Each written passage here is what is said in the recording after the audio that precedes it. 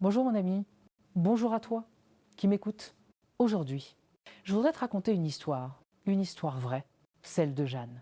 Une histoire qui commence de la manière la plus étrange qui soit, autour d'un brunch dominical. Ça t'est déjà arrivé, à toi, d'être en plein milieu d'une part de quiche Lorraine quand quelqu'un te demande où tu souhaites être enterré? Moi, je sirotais tranquillement mon café crème, me sentant parfaitement civilisée en ce dimanche matin. Lorsque ma belle-fille, la douce Chloé, lève les yeux de sa salade et me dit, tout naturellement, « Dis-moi, Jeanne, où est-ce que tu voudrais être enterrée ?» Attendez, je suis encore en train de mâcher. C'était il y a quelques semaines. Et ce qui s'est passé ensuite a tout changé. Si tu veux bien, prends quelques minutes. Installe-toi confortablement et écoute. D'ailleurs, dis-moi en commentaire quel âge tu as et de quelle ville ou de quel village tu m'écoutes. J'aime y vous imaginer. C'était un dimanche matin frais et lumineux, le genre de matinée qui te fait penser que la vie n'est pas si compliquée après tout. Tu sais de quoi je parle? Le café semble avoir un goût plus riche. Le chien du voisin n'aboie pas. Et la circulation se comporte comme si elle venait de sortir d'une école de bonne manière. Pour une fois, mes genoux ne criaient pas au scandale, mon dos ne me faisait pas de misère. Et mon téléphone n'avait pas encore vibré pour le dernier drame familial en date. J'avais même réussi à mettre un peu de rouge à lèvres sans en étaler partout sur ma lèvre supérieure. Une petite victoire. Nous brunchions avec les enfants dans ce petit café à la mode que Chloé avait choisi. Vous voyez le genre? Des tables en bois brut, des ampoules à filaments qui pendent du plafond. Et des serveurs qui sont persuadés que 3 micro-pouces de cresson peuvent révolutionner le goût d'un plat. Personnellement, je pense que les micro-pouces, ça sert surtout à ne pas se sentir coupable de commander un dessert après, quoi qu'il en soit. L'ambiance était très campagne chic et le menu proposait des choses comme la tartine d'avocat à la coriandre et au citron vert ou le hachis parmentier revisité. Écoutez, chez moi, quand j'étais petite, on appelait ça les restes de la veille poêlée, avec des lardons, en priant pour qu'il n'y ait pas d'os. Notre petite tablée habituelle était là. Mon fils, Mathieu, sa femme Chloé, leur chien sauvé de la SPA, un animal beaucoup trop intelligent qu'ils ont appelé Sartre. Ne me demandez pas pourquoi. Et moi. Mathieu dégustait son double expresso comme si celui-ci lui devait de l'argent. Et Chloé, toujours la planificatrice, était en mode multitâche, faisant défiler des choses sur sa tablette d'une main tout en coupant délicatement sa part de quiche de l'autre. Tout semblait normal, paisible même. Et puis, juste au moment où j'étalais une généreuse noisette de beurre demi-sel sur mon croissant, Chloé a levé la tête, l'air de rien, les yeux brillants de curiosité, et a lancé. « Dis-moi, Jeanne, où est-ce que tu voudrais être enterrée ?»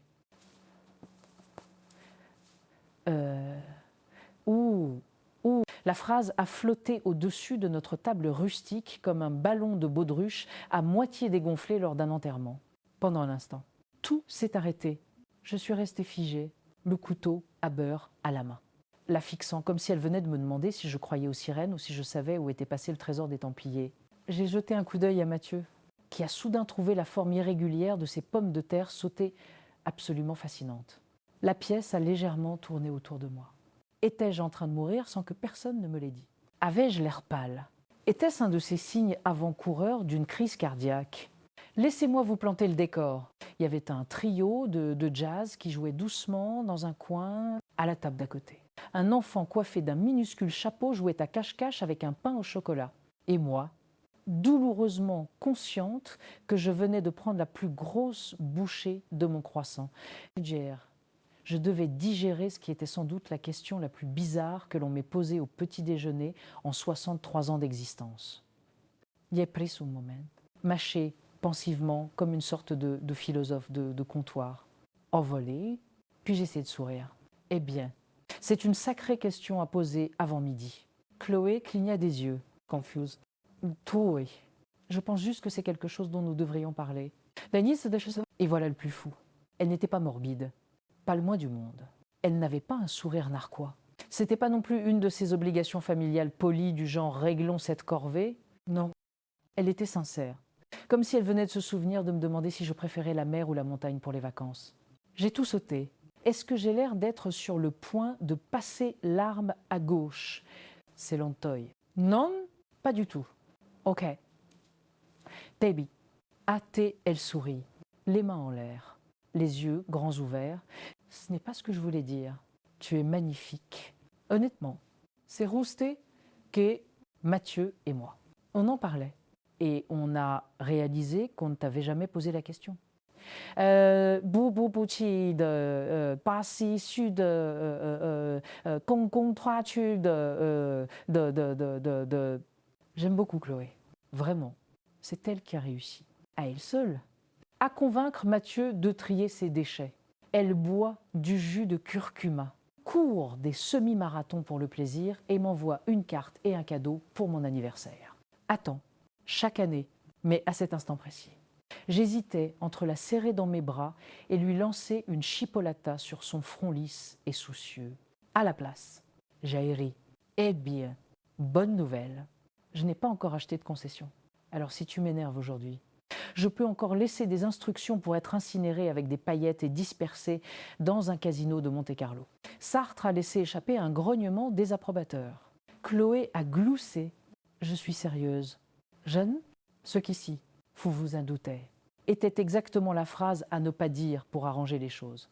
J'ai bu une gorgée de mon café, qui avait soudain un goût bien trop festif pour ce genre de conversation.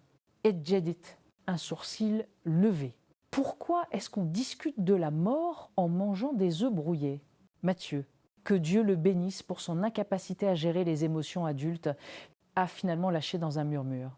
On a regardé un documentaire hier soir sur la planification de fin de vie, avant de se réfugier à nouveau dans le silence de sa tasse. Bien sûr qu'ils avaient fait ça. Chloé a tendance à dire les choses un peu trop fort, mais elle est aussi pétrie de bonnes intentions. Je ne peux pas lui en vouloir pour ça. D'une certaine manière, je l'admirais. Elle était assez courageuse pour aborder le sujet, pour s'en soucier à ce point. Au fond de moi, je savais qu'elle n'essayait pas de gâcher le brunch ou de me faire comprendre subtilement que je devais commencer à choisir une pierre tombale. Elle se souciait, tout simplement. Elle voulait être préparée. Pourtant, ça m'a secoué. Ça a ouvert une brèche en moi que je n'avais pas l'intention d'ouvrir ce jour-là, à cet instant. J'ai réalisé que je n'avais aucune réponse à sa question. Pas de vraie réponse. J'avais toujours plus ou moins supposé que quelqu'un s'en occuperait. Celui qui hériterait du testament et des factures pourrait bien me transporter dans le jardin, trouver un bel arbre et m'y déposer. Mais ça ne marche pas comme ça, n'est-ce pas? Pas sans une décision, pas sans une conversation. Chloé a pris une lente inspiration, consciente d'avoir touché un point sensible. Je veux juste que nous, tu sais, que nous sachions, pour être prêts quand ce jour viendra, pas de sitôt, bien sûr, mais pour ne pas avoir à deviner plus tard. Pas pour ça. Tu mérites d'avoir ton mot à dire. Non. Allez, Fundei, mon mot à dire. Ce mot a résonné. C'était étrange de réaliser que je n'avais pas vraiment envisagé d'avoir mon mot à dire. Tout dans ma vie avait été si mouvementé ces dernières décennies. Élever les enfants, dire au revoir à François, construire, reconstruire, vieillir, guérir. Je m'étais investie dans tant de personnes, tant de causes. Et j'avais en quelque sorte oublié que planifier la fin, ce n'est pas une tâche réservée à ceux qui en sont proches. Ça fait partie de la vie. Et si je ne décidais pas, quelqu'un d'autre le ferait. Et peut être pas comme je l'aurais souhaité. Un étranger choisissant des lits roses alors que je les déteste. Des sermons auxquels je n'ai jamais cru. Une musique qui m'est indifférente. Tout cela bouillonnait sous la surface. Mais extérieurement, j'ai juste agité la main d'un air dédaigneux et dit « Tu veux savoir ça maintenant ? Tu ne pouvais pas attendre le dîner. Ou au moins que j'ai fini de mâcher. » Mathieu, toujours expert en timing comique, a enfin levé la tête et a déclaré « Pins sans rire. J'espère que le brunch inclut un service de rédaction de testament. » Chloé a rigolé. J'ai levé les yeux au ciel. Ne me dis pas que tu vas faire des présentations PowerPoint avec ça. Je te vois déjà venir, des listes à puces, des graphiques en camembert. Les 5 principales raisons pour lesquelles maman préfère une inhumation en mer. Je pourrais ajouter un graphique si tu me dis où tu voudrais le camembert. Athée, elle rétorquait. Et je sais comme ça. La conversation s'est adoucie, est devenue taquine. Mais en dessous, quelque chose m'effrayait. Quelque chose s'était réveillé. Je n'étais pas prête pour cette conversation. Mais peut être que j'en avais besoin. Peut être que nous en avons tous besoin. Après ce brunch, tout a changé, mais pas de la manière à laquelle on pourrait s'attendre. Personne n'a commencé à choisir des cercueils ou appeler les pompes funèbres. Il n'y a pas eu de groupe de discussion familiale sur WhatsApp avec des mèmes morbides ou des listes de contrôle pour les dernières volontés de maman. Non, la vie a continué comme d'habitude. En quelque sorte, mais pour moi, cette simple question terriblement gênante, posée par Chloé, ne cessait de résonner dans ma tête. Pendant les 2 ou 3 premiers jours, j'ai fait de mon mieux pour l'ignorer. Le déni est un outil puissant. Une fois qu'on atteint un certain âge, si la sécurité sociale ne peut pas le réparer. Je ne suis pas particulièrement enthousiaste à l'idée d'en parler. C'était mon credo depuis 10 ans. Mais le déni, comme je l'ai appris bien trop vite, ne fonctionne pas vraiment quand on est seul dans une maison silencieuse, avec pour seule compagnie le tic-tac lent de l'horloge de la cuisine et 29 pensées à moitié terminées qui se disputent votre attention. Je me suis surprise à faire des choses étranges. Comme entrer dans mon salon et fixer ma bibliothèque en me demandant, quand je ne serai plus là, qui gardera tous ces vieux livres poussiéreux? Qui se souciera que j'ai annoté chaque page d'orgueil et préjugés comme si c'était les Saintes Écritures? Je n'arrivais pas à croire que je pensais réellement à tout ça. Moi, Jean Durin, la femme trop têtue pour laisser un rhume l'empêcher d'aller à la danse en ligne du club des aînés. La femme qui un jour refusait d'acheter des chaussettes avec des talons renforcés parce qu'elles faisaient trop orthopédiques. Et pourtant, me voilà, allongée dans mon lit, à fixer le ventilateur de plafond en me demandant où je voulais que mes os reposent en paix. Pas exactement la méditation du soir que j'avais prévue. François, mon défunt mari, aurait bien ri de voir à quel point j'étais secouée. Il a toujours été le calme de nous deux. Moi, je crois que le terme que Mathieu a utilisé une fois était expressif sur le plan émotionnel. Ce qui est de l'argot de jeune pour dire théâtral. Après le décès de François, je suis entrée dans ce que tout le monde appelle maintenant le mode deuil, même si pour moi, c'était juste le mode survie. Sortir du lit était ma plus grande victoire certains jours. Finalement, quand les plats en sauce ont cessé d'arriver, que les cartes de condoléances se sont taries et que même les appels téléphoniques se sont raréfiés pour devenir un simple coup de fil annuel, j'ai recommencé à marcher, j'ai recommencé le bénévolat, à cuisiner juste pour moi, à vivre. Pas en cochant des cases sur une liste de choses à faire avant de mourir. Juste, vivre. Mais la question de Chloé a ramené quelque chose que je ne savais pas avoir rangé dans un tiroir caché de mon esprit. Il y avait un endroit, un vrai François et moi avions visité la Bretagne une fois. C'était pour notre 37e anniversaire de mariage, hors saison. Venteux et pas du tout romantique selon les standards des agences de voyage. Mais ce fut l'un des plus beaux voyages de notre vie. Nous ne cherchions pas les aventures ou la grande gastronomie. Non, nous cherchions la paix, la simplicité. Une bouffée d'air pur qui ne sentait ni les stations-service ni le linoléum des maisons de retraite. Oh, c'était la solitude. À deux, le dernier soir, nous nous tenions sur cette falaise à couper le souffle qui surplombait l'océan. Je ne me souviens plus du nom de la plage. Parce que, franchement, nous n'étions pas du genre à collectionner les noms ou à laisser des avis sur Internet. Nous avions simplement suivi un petit chemin de terre un après-midi et nous étions arrivés là. Je ne pense même pas que c'était sur la carte. Les vagues s'écrasaient contre les rochers comme les applaudissements de la nature. La brise était froide et vive, juste assez pour piquer un peu la peau et te rappeler que tu es en vie. Nous étions restés silencieux pendant un long moment, côte à côte, quand François a dit « Si je dois partir, j'aimerais que ce soit dans un endroit comme celui-ci. » Ça m'a marqué. Je me souviens lui avoir serré la main et murmuré « Moi aussi. » Ce n'était ni poétique ni cinématographique. Mais c'était honnête. C'était notre version d'une vérité profonde. Je n'avais pas pensé à ce moment depuis longtemps, jusqu'à ce que Chloé ouvre la porte, me poussant doucement dans un espace que j'avais gardé verrouillé. Et voilà, cette falaise. Ce moment, cette douce idée persistante que nous partagions, que les fins n'ont pas à être froides et cliniques, mais belles, paisibles, réfléchies. Les jeudi suivants. Quelque chose d'étrange s'est produit. Je me suis réveillée, j'ai préparé mon thé et j'ai décidé de faire une liste. Je ne sais même pas ce qui m'a pris. Peut être trop de caféine, peut être le destin. Mais je me suis retrouvée à ma table de salle à manger.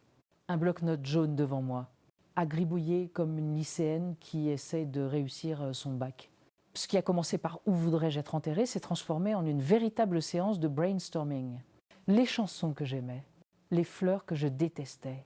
Si je préférais être incinérée, spoiler, je ne suis toujours pas décidée. Le feu me fait peur. Je me suis surprise à feuilleter de vieux albums photos pour trouver l'inspiration, puis à tomber la tête la première dans la nostalgie. Il y avait cette photo de François et moi dans les années 80, après une soirée disco. Souriant comme des idiots dans nos chemises en polyester. Une autre avec Mathieu rampant sur le siège avant de cette horrible Renault Espace verte que nous avions juré de ne garder qu'un an. Spoiler. Nous l'avons gardé 9 ans. Des photos des garçons au collège. De François dans sa chemise à carreaux, tenant notre première petite fille comme si elle était en cristal. Ma mère, devant le barbecue, son tablier noué. Agitant une spatule comme si c'était une baguette magique. Et soudain, Césac Javolot, des souvenirs. Pas du marbre, pas des pierres gravées, pas une musique d'orgue larmoyante et un éclairage artificiel. Je voulais que les gens s'assoient et se souviennent de moi dans un endroit magnifique. Je voulais qu'ils sentent l'odeur du sel dans l'air, qu'ils sentent la brise. Et peu être, juste peu, être, qu'ils prennent un moment pour vraiment vivre. En l'honneur des moments que j'ai vécus. Mon Dieu, je n'avais pas pleuré depuis des mois. Et me voilà, à ma table de cuisine, entourée de vieux albums photos, reniflant dans un mouchoir en papier comme une veuve de téléfilm, en train de noter où je voulais passer l'éternité. Pas dans un cimetière triste coincé derrière un centre commercial. Pas sous cet auvent en plastique étrange qui n'apparaît que lors des funérailles familiales. Je voulais cette falaise en Bretagne. Je voulais l'endroit où je me sentais le plus proche de la vie, même face à la mort. Au cours des jours suivants, je n'arrêtais pas de penser à la logistique. Oui, c'est là que ça devient un peu bizarre. J'ai commencé à faire de vraies recherches. Avez-vous déjà tapé sur Google « Législation, dispersion, cendres littoral breton » ? Parce que moi, oui, au fin fond de mon historique de navigation, juste à côté des recettes de phare breton, il y a une liste de lois sur la crémation et les frais de permis pour les mémoriaux avec vue sur l'océan. Honnêtement, si les services de renseignement vérifiaient un jour mon historique de recherche, ils penseraient que je planifie une série de crimes très sentimentaux. Mais autre chose s'est produit pendant que je me perdais dans ce labyrinthe de planification. Ça m'a fait commencer à me pardonner de ne pas avoir planifié plus tôt. De ne pas avoir parlé de ces choses avec François quand j'aurais dû... d'avoir eu peur de la conversation que Chloé avait lancée. Je n'ai pas été élevée pour parler de la mort. Mes parents croyaient que les funérailles étaient pour les vivants, mais que les morts n'avaient pas leur place dans la conversation jusqu'à ce que ce soit absolument nécessaire. Comme si parler de la mort l'invitait à dîner. Chez nous, on ne planifiait rien à l'avance.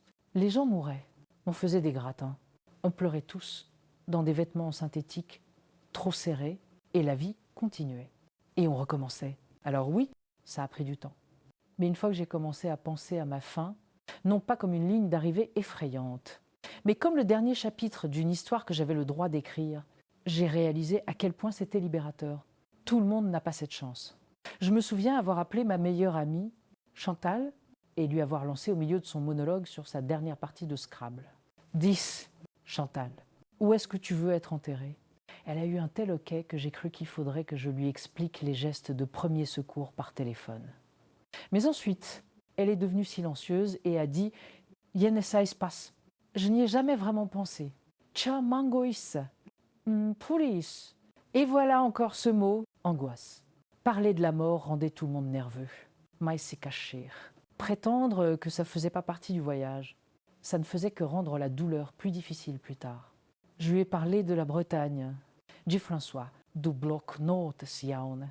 Elle n'a pas ri, elle n'a même pas hésité. Elle a dit, douce comme un murmure. Tiens, ça a l'air plutôt parfait. Dit-il, écoutez, je ne suis pas devenue une sorte de gourou spirituel du jour au lendemain. Je n'allais pas commencer à vendre des urnes en cristal sur Internet. Mais dans la semaine qui a suivi ce moment au brunch, j'ai commencé à changer ma façon de voir la prochaine phase de ma vie. Pas seulement comment elle se terminerait, mais comment la façonner tant que je le pouvais encore. J'ai réservé un voyage en solo pour la Bretagne. Je sais, c'est fou. Mais quand quelque chose vous appelle, vous y allez. Vous répondez. Pour une fois, je n'ai demandé conseil à personne. Je n'ai même pas sondé mes amis. Je n'en ai même pas parlé à Chloé avant que le billet ne soit acheté. Il y avait quelque chose de poétique, presque de rebelle, à voyager vers l'endroit que j'imaginais pour mon dernier au revoir, alors que j'avais encore le temps de le respirer, de le visiter. Il y avait de la brume le jour de mon arrivée. Le ciel était bas, comme s'il reposait son menton sur l'épaule de la terre. J'ai loué une voiture et j'ai conduit jusqu'à l'endroit où je pensais que se trouvait la falaise. Et, d'une manière ou d'une autre, je l'ai trouvé. Le temps ne l'avait pas beaucoup changé. Il y avait de nouveaux panneaux, peut être un sentier un peu érodé. Mais cette vue, cet océan, ce vent chuchotant qui offrait à la fois peur et réconfort, c'était exactement la même chose. Je suis restée là pendant près d'1 heure, sans pleurer, sans prier, Husten remerciant, en remerciant la force, quelle qu'elle soit, qui avait poussé Chloé à poser cette question absurde, gênante et magnifique au brunch, parce qu'elle m'avait ramenée à cet endroit. À moi, à la femme que j'étais quand je me tenais à côté de l'homme que j'aimais, rêvant d'éternité. Non pas avec peur, mais avec paix. Revenir des Bretagnes. C'était comme sortir d'un rêve et entrer dans la maison de quelqu'un d'autre. Tout était à la place où je l'avais laissé, mais rien ne semblait pareil. J'avais pris une décision. Pas seulement sur l'endroit où je voulais être enterrée, mais sur quelque chose de bien plus grand, comment je voulais qu'on se souvienne de moi, et qui méritait de le savoir avant qu'il ne soit trop tard. Cela faisait 2 semaines depuis le désormais célèbre brunch où Chloé m'avait demandé où j'aimerais être enterrée au milieu de son croissant. Et peut être que ça semble théâtral. Mais ce moment était devenu l'un des plus transformateurs de ma vie. Tout ce qu'elle avait fait, c'était poser une simple question, et pourtant, c'était comme si elle avait fait sauter un verrou qui était fermé depuis des décennies, un grenier émotionnel et poussiéreux où, sans même m'en rendre compte, j'avais stocké mes vrais sentiments. Quand je suis rentrée de mon voyage, je n'en ai parlé à personne tout de suite. Non pas parce que je gardais un secret, mais parce que je ne savais pas par où commencer. Je voulais parler à Chloé et à mon fils Mathieu à nouveau, mais cette fois, sans les blagues et les silences gênés. Je ne voulais pas en rire ou en faire une boutade. Je voulais m'asseoir et vraiment parler sans distraction, sans omelette. Alors, je les ai invités. Ou dîner dominical, pas de chichi de brunch. J'ai préparé un bœuf bourguignon, celui que François aimait tant, avec assez de carottes pour nourrir un régiment de lapins et un gratin dauphinois qui était juste un peu trop gratiné. Mais c'est toujours comme ça quand j'essaie de bien faire. J'ai tamisé les lumières de la salle à manger, allumé quelques bougies, des vraies, pas ces imitations à piles. Et j'ai mis la table avec des serviettes en tissu, comme si nous étions des gens respectables. Ils sont arrivés pile à l'heure. Chloé a apporté le dessert. Une sorte de tarte au poire-thym qui avait plus sa place dans un magazine de cuisine que sur ma table. Et Mathieu a apporté une bouteille de vin supplémentaire. Bon, bouteille, ce qui m'a dit qu'il était lui aussi encore nerveux à propos de notre dernière conversation. Nous nous sommes assis, nous avons mangé, nous avons discuté pendant les 30 premières minutes. Nous avons évité tout sujet sérieux, parlant du nouvel éducateur de leur chien. Il utilise le renforcement positif, a dit fièrement Chloé, comme si Sartre s'entraînait pour les Jeux Olympiques. Et de la façon dont l'entreprise de Mathieu traversait une restructuration interne, quoi que cela puisse signifier. Apparemment, pivoter la synergie est une description de poste maintenant. Qui l'eût cru? Mais alors que les assiettes se vidaient et que le niveau du vin descendait juste en dessous de la moitié, j'ai senti quelque chose monter dans ma poitrine. Ce n'était pas de la nervosité, pas exactement, plutôt un calme, une certitude, le sentiment que le moment était venu et que je n'allais pas repousser cela à plus tard. Alors, j'ai plié ma serviette, l'ai posée délicatement sur mon assiette. J'ai regardé de l'autre côté de la table et j'ai dit, aussi calmement que si j'annonçais le dessert. J'ai décidé où je veux reposer. Walnin, ils se sont tous les deux figés. Chloé, Dieu bénisse ses grands yeux confiants, a semblé immédiatement soulagée. Ses épaules se sont affaissées comme si elle les avait inconsciemment retenues pendant les 2 dernières semaines. Mathieu s'est immobilisé avec une fourchette à mi-chemin de sa bouche, comme si le sujet pouvait le mordre. « C'est vrai », dit-elle doucement.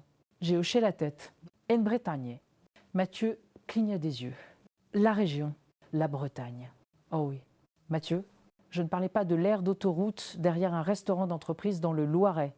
La vraie région avec les crêpes, les phares et le brouillard. Chloé a étouffé un rire. C'est là que j'ai su que tout irait bien. Et jusqu'au Messa, la partie drôle était terminée. J'ai commencé à leur parler du voyage, de la falaise, des labris, de la façon dont j'étais retournée à cet endroit où François et moi nous étions tenus il y a toutes ces années, et comment cet endroit me semblait toujours être un chez moi, être nous. Je leur ai parlé du silence, de la façon dont il s'était installé autour de moi. Non pas comme une absence, mais comme une présence. Comme si François était là, attendant toujours avec une main sur mon épaule. Et puis j'ai prononcé des mots que je n'avais jamais dit à voix haute jusqu'à ce moment. C'est là que je veux que mes cendres soient dispersées sur cette falaise, avec les siennes. J'ai fait une pause. Aucun d'eux n'a parlé pendant 1 minute. Et puis Mathieu, mon fils adulte, c'est logique, qui m'a dit un jour que les émotions étaient acceptables avec modération. À baisser les yeux, s'est frotté les mains et à murmurer. Je ne savais pas que tu ressentais ça pour papa. Je veux dire, je savais que tu l'aimais, mais je ne savais pas que tu voulais ça. Et mon cœur s'est un peu fissuré. Parce que comment pouvait-il ne pas savoir? Comment n'avais-je pas réussi à le lui faire savoir? Quoi d'autre avais-je gardé pour moi? Enfermé au nom de la force. Quand quelqu'un meurt, surtout un conjoint, le monde s'attend en quelque sorte à ce que vous vous effondriez publiquement ou que vous ravaliez tout et passiez à autre chose. On parle rarement de continuer à aimer quelqu'un chaque jour après son départ. On n'apprend pas aux gens comment montrer ce deuil. Silencieusement mais pleinement, je l'ai regardé et j'ai souri. Bien sûr que je l'aimais. Je l'aime toujours, de la manière la plus ordinaire, la plus constante qui soit. C'est juste qu'il n'est plus là pour le voir. Donc, Chloé a pleuré la première, sans surprise. C'est une pleureuse au cœur ouvert, elle pleure au mariage, devant les publicités pour les voitures, en lisant des histoires de chaussettes orphelines. Mais ce n'était pas juste un reniflement, les yeux humides. C'était un sanglot profond, la mâchoire serrée, qui venait de l'âme. Elle a tendu les 2 mains sur la table et a dit « Merci de nous le dire, je sais que c'était pas facile. » Et puis Mathieu, mon fils stoïque, mon premier-né qui ne jure que par les données, a silencieusement repoussé sa chaise, a fait le tour de la table et m'a serré dans ses bras par derrière, sa tête reposant sur mon épaule comme il le faisait quand il avait 4 ans et qu'il avait besoin d'aide pour lasser ses chaussures. Il a dit « On t'y emmènera », juste comme ça. Et j'ai su qu'il le ferait. Le sanglot que je n'avais pas vu venir a grondé dans ma poitrine et a éclaté. Je ne pleure pas souvent. Non pas que je sois froide ou que j'essaie de jouer les durs, c'est juste qu'après 60 ans à consoler les autres dans leurs sanglots, à nourrir les gens en crise et à nettoyer les cuisines après chaque chagrin d'amour. On n'a pas toujours l'impression que quelque chose a le droit de briser notre propre cage thoracique. Mais ça, c'était différent. Nous avons parlé tard dans la nuit, de la logistique, des aspects légaux.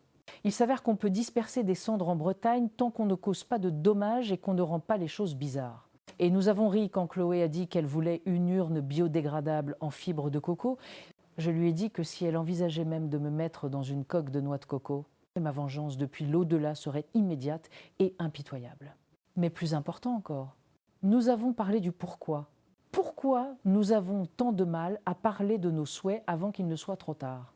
Mathieu a admis que lorsque Chloé a posé la question sur l'enterrement, il avait été véritablement paniqué. Il regardait l'écran de son téléphone en pensant « Oh mon Dieu, est-ce qu'elle va parler du don d'organes ensuite ?» Je voulais juste manger mes œufs et rentrer chez moi. J'ai ri. Donc, tu étais émotionnellement constipée. D'accord. Maman, merci pour l'image. A-t-il grogné? Et Chloé a souri. Mais maintenant, tu es régulier? Non, ok. A-t-il dit en se levant? On a fini ici. L'humour, les larmes, l'honnêteté, tout cela était sur la table, comme un deuxième service. Cette nuit-là m'a semblé sacrée. Pas au sens religieux, au sens où les familles deviennent plus fortes. Non pas en disant que tout va bien, mais en admettant que parfois les choses sont inachevées, désordonnées, incertaines, et que c'est normal. Et ce qui m'a le plus frappé, c'est qu'il ne faisait pas que m'entendre. Il m'écoutait, il ne précipitait pas la conversation. Il lui laissait de la place. Pour moi, et cela ressemblait à la plus vraie des formes d'amour, cette nuit-là, après leur départ. Alors que le lave-vaisselle bourdonnait doucement dans le silence. Je suis sortie sur ma terrasse avec une couverture et un autre verre de vin. Les étoiles étaient inhabituellement brillantes. L'air était doux, avec cette brise de juillet que nous n'avons qu'une fois de temps en temps en banlieue pavillonnaire, où la vie se calme juste assez pour qu'on l'entende respirer. J'ai repensé à la falaise, à François, à la promesse que nous nous étions faite sans le dire, que nous partirions ensemble un jour, d'une manière ou d'une autre, retournant à ce même vent, ce même océan, non pas comme des fantômes, mais comme des histoires chuchotées dans chaque vague qui s'écrase. Et je savais que maintenant, grâce à une question de brunch trop gênante pour être ignorée, cette histoire avait trouvé sa place. Dans des cœurs, dans des mains, dans l'amour transmis par des enfants qui posent des questions effrayantes et des parents assez courageux pour y répondre. Il ne s'agissait pas seulement de choisir un endroit où être après ma mort. Il s'agissait d'inviter ma famille dans la partie la plus humaine de notre voyage commun. La fine, c'est étrange, n'est-ce pas? Comment une question posée pendant un brunch, entre le café et les croissants, peut finir par changer toute votre vie? Comment quelque chose de si simple? Maman, où voudrais-tu être enterré? Thank you for everyday Mokan, Mokan, Mokan, Mokan, Mokan, Mokan. Peut passer de gênant à profond en un clin d'œil. Mais c'est comme ça. Je suppose, la vie n'attend pas le moment parfait pour vous montrer ce qui compte. Elle vous tape simplement sur l'épaule. Parfois avec humour, parfois avec douleur. Et dit tranquillement, face attention. Et je l'ai fait. Pour une fois dans ma vie, je l'ai vraiment fait. Dans les semaines qui ont suivi notre fameux brunch de la mort, les choses ont commencé à changer. Pas de manière drastique, pas de feu d'artifice ou de grandes crises émotionnelles. Juste et doucement, comme la glace qui fond, comme une respiration qui ralentit. J'ai commencé à penser à la mort d'une manière que je ne m'étais jamais autorisée auparavant. Pas avec peur, mais avec curiosité. Et être même avec un peu de paix, j'avais déjà pris ma décision. La falaise en Bretagne. L'endroit où François et moi nous étions tenus un jour et avions dit « si nous devons partir un jour, que ce soit ici », ce souvenir, ce sentiment, avait été enfoui sous des années d'agitation, de deuil et de survie. Et maintenant, il était de retour, si clair, si vrai. Je me souviens d'être assise sur la terrasse un matin, peu après avoir tout raconté à Chloé et Mathieu. Un carnet sur mes genoux, un café dans une main, une couverture sur mes pieds, l'air juste assez frais pour que le moment semble important. Je ne pensais pas à ce qu'il fallait faire, à qui je devais appeler, ou si les draps avaient besoin d'être lavés. J'étais juste là, immobile, consciente, vivante. Et pour la première fois depuis ce qui me semblait être une éternité, c'était suffisant. C'est drôle comme nous évitons ces conversations sur la mort, sur les décisions, sur les derniers chapitres. Nous les évitons comme si elles étaient contagieuses, comme si le simple fait de les prononcer à voix haute les invitait à entrer. Mais les éviter ne les empêche pas d'arriver. Ça vous empêche seulement d'être prêt. J'étais pas prête avant, mais je le suis maintenant. Mathieu est passé l'autre jour. Juste Louis, sans les enfants, sans Chloé. Il s'est assis dans le garage, tripotant ma vieille boîte à outils comme s'il cherchait quelque chose à réparer. Quand je lui ai demandé ce qu'il cherchait, il a juste haussé les épaules et a dit « Jene sais pas trop ». J'avais juste besoin de m'asseoir. Et j'ai compris. Je lui ai tendu un verre et je me suis assise à côté de lui. Comme nous le faisions quand il était adolescent. Trop fier pour partager ses sentiments. Il n'a pas dit grand-chose ce jour-là. Mais avant de partir, il m'a serré dans ses bras, long temps, forte, et a murmuré. Je suis content qu'on ait parlé. Maman, je n'ai plus peur. Adieu, tcha, c'est tout. Si rien d'autre ne devait jamais ressortir de ce voyage. Cela suffirait. Savoir que mon fils n'a plus peur de me perdre parce que maintenant il sait ce que je veux. Pourquoi c'est important? Où allait? Que dire? Je lui ai donné ça. Nous nous sommes donné ça l'un à l'autre. Vous savez, nous pensons épargner nos enfants en évitant ces conversations. Nous nous disons, laissons-les vivre. Ne les chargeons pas de sujets morbides. Mais ce silence, c'est le vrai fardeau. Parce qu'un jour, ils devront y faire face. Qu'ils soient prêts ou non. Quel cadeau c'est que de les aider à être prêts? Je n'ai plus peur de mourir.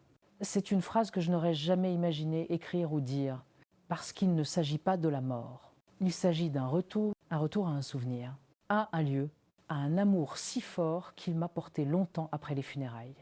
Il s'agit de savoir que quelque chose de doux et d'éternel m'attend au-delà de cette chair, de ce souffle et de ces os. J'ai décidé que mes cendres seraient dispersées sur cette falaise si possible. Et sinon, dans un endroit proche, tant qu'il y a du vent. de l'eau et une nouvelle histoire qui s'écrit. Le reste, je laisse tomber les fleurs, les cérémonies, les listes de chansons et les chaussures cirées. Faites ce que vous voulez. Ries, pleurez, portez des bottes ou des talons hauts. Mangez trop ou ne venez pas du tout. J'essaie pas de laisser un événement. Je veux juste laisser une vérité. Parlez. Partages. N'attendez pas que ce soit urgent. Parlez maintenant, pendant que le brunch est encore chaud. Alors, qu'est-ce que ce brunch m'a appris? Il m'a appris que les questions gênantes peuvent ouvrir des portes sacrées, que les fossés entre générations peuvent se combler avec l'honnêteté, que la paix ne vient pas en ignorant la mort, mais en la reconnaissant sans crainte, et que même les fins peuvent porter la signature de l'amour. Maintenant, quand je m'assois sur ma terrasse et que je regarde l'horizon, je n'ai plus peur, parce qu'une question dont je ne savais pas avoir besoin a tout fait éclater. Parce que maintenant, les gens que j'aime savent ce qui compte parce que je l'ai dit à voix haute, avec grâce, avec humour, avec des larmes, et surtout, pendant que j'étais encore là. Si cette histoire t'a fait sourire, pleurer ou t'a donné envie d'appeler tes enfants, alors tu es exactement là où tu dois être. N'hésite pas à t'abonner pour plus d'histoires sur l'amour, la vie, la perte et tout ce dont on ne parle pas, jusqu'à ce qu'on le fasse. Oh! Et la prochaine fois que quelqu'un te pose une question folle pendant le brunch, réponds-lui. Tu ne sais jamais quel souvenir pourrait refaire surface.